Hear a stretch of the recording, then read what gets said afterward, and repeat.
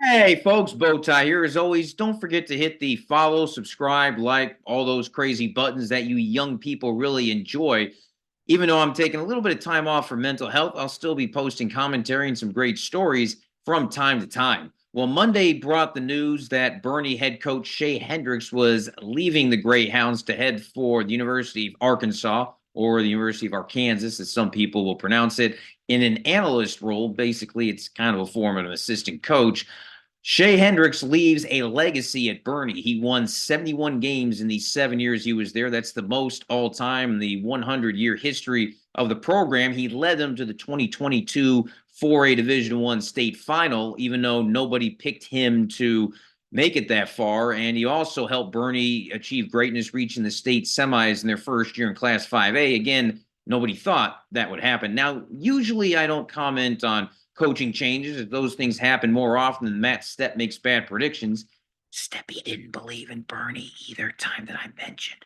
But Che Hendrix was more than just a head coach. He literally changed the culture of San Antonio and Boerne as well. Think about it this way. When he got there in 2018, Boerne was trying to get back on top of where they had been, and he did a great job. In fact, the first game that I ever covered of his debut in 2018 was known as the Pop-Tart Turnover Toad game. Say that 3 times fast. I have it on my YouTube, so check that out. He beat Yoakum that night and was off to the races. But what made Hendrix so special was he literally changed the culture at Boerne. He forced coaches and his own players, not just in football, but in other sports, to have a higher goal and a higher bar of excellence as well as class. There were multiple times that coaches ran up the score on some opponents in other sports, and he would calmly remind them about good sportsmanship and treating the opponent with respect. And certainly his legacy will be left. We saw soccer win a couple of state titles. They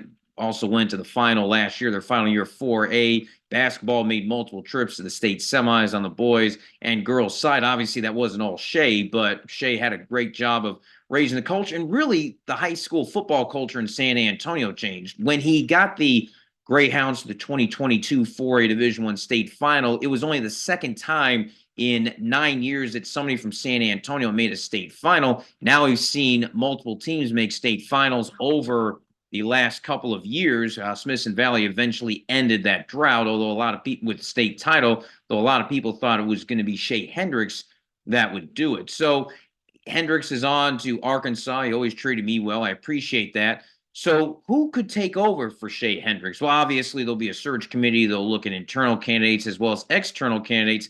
One guy that I think could be a great man for the job, Mike Jinks.